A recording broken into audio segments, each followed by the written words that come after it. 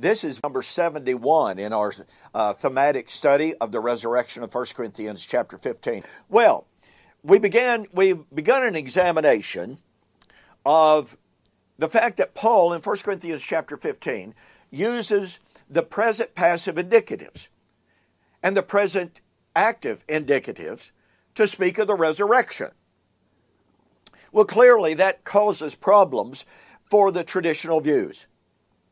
Because if the resurrection that Paul is discussing in 1 Corinthians chapter 15 is in fact physical resurrection, then that means that Paul was affirming that the resurrection was already taking place. So where were the physical bodies coming out of holes in the ground? And by the way, since the resurrection is kind of a end of the age event, that would mean that Paul was affirming that the end of the age was present. Well, it's most assuredly true that Paul was affirming the end of the age was present. 1 Corinthians chapter 10, verse 11. The end of the ages has come upon us, the goal of the ages. But it's pretty clear that Paul was not pointing to empty cemeteries going, guys, look, the graves are being opened. The cemeteries are being emptied. You know that, and I know that. And yet here is Paul arguing that the dead ones were being raised. I pointed out in number 70 how commentators continually struggle with this and how they seek to avoid the power of the present passives and the present active indicatives, all the while, by the way, insisting that we honor the other Greek tenses in the text. Now, to me, that raises a red flag. When you read the commentators say, for instance, in 1 Corinthians 15, when Paul says he must, Christ, must reign until the time of the end, and they tell us, well, you see, that's a present infinitive, and we must honor the present infinitive. And then they turn right around and say, well, no, we don't have to honor the present active indicatives or the present passive indicatives when it's talking about the resurrection. So we have to honor some of them, we don't have to honor the rest of them. Now, Greek is not an exact science. As some have said, it's an art. And I'm not an artist.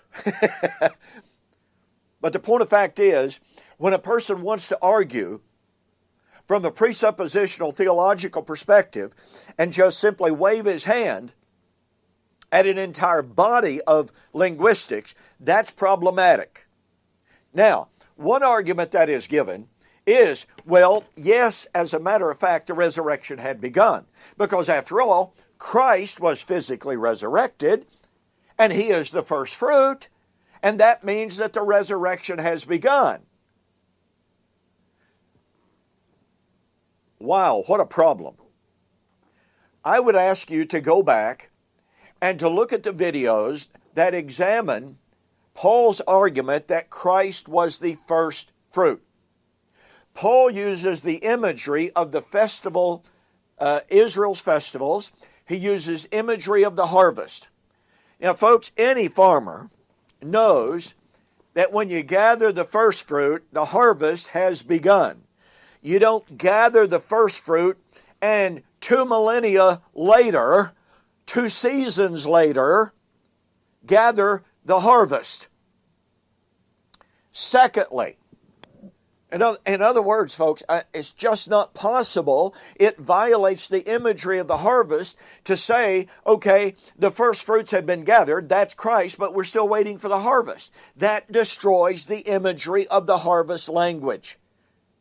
Now, secondly, when we examine the issue of Christ being the first fruit, and if you argue on any level whatsoever that Christ was the first to be raised physically, you have destroyed your own theology. And people try to argue, oh, well, Paul's not arguing that Jesus was the first person to be raised. They're saying he was the first person to be raised, never to die again. No, that's not the imagery of the harvest. It is not the imagery in which Paul says each man in his own order. Christ, who's the first fruits, or Christ, the first of the first fruits, more technically speaking, and the first fruits afterward those who are Christ. Paul is undoubtedly, with irrefutably, referring to order of occurrence, not kind. His focus is on Jesus was the first. So let me say again, if Paul is focused on physical resurrection, then Paul wasn't telling the truth when he said Jesus was the first to be raised from the dead, because Jesus was not the first to be raised from physical death. Thus, if a person argues, well, yes, the resurrection in fact had begun because Jesus was the first. Oh, wait a minute. The first? No, Jesus wasn't the first to be raised from physical death. He was the first to be raised from the death of Adam, which was not physical death.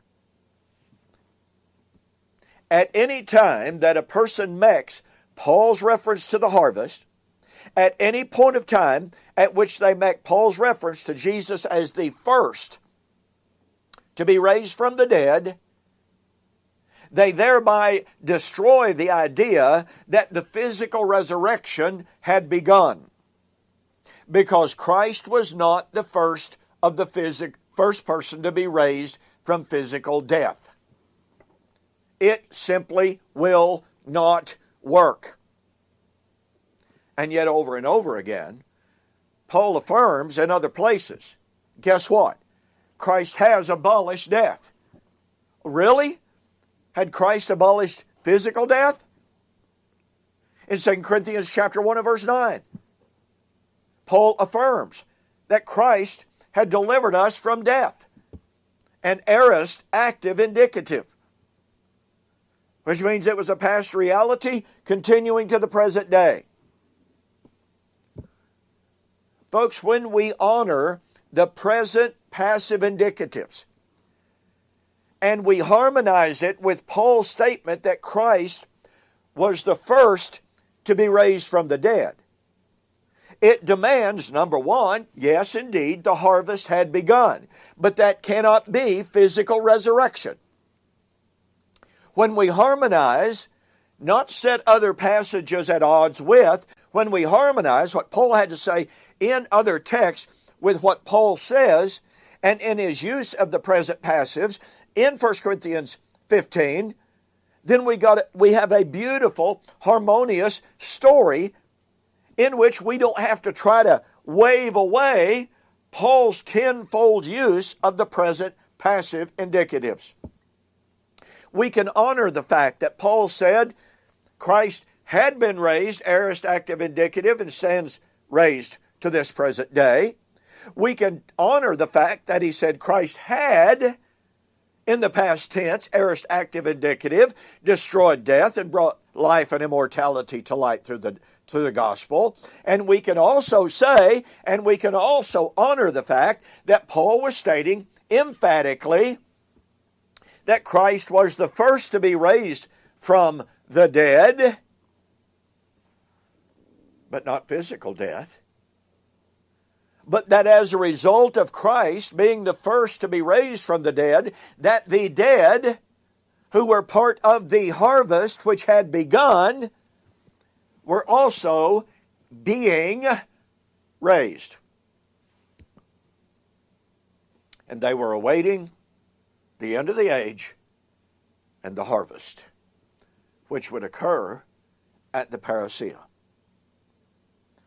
There is literally no reason whatsoever to ignore or to deny the fact that Paul's use of the present passive indicatives demands that the dead were being raised.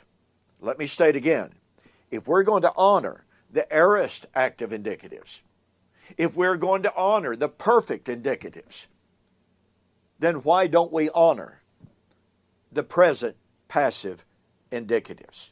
And when we do, that destroys any futurist view of 1 Corinthians 15. Well, we've got more, so we'll see you on the flip side.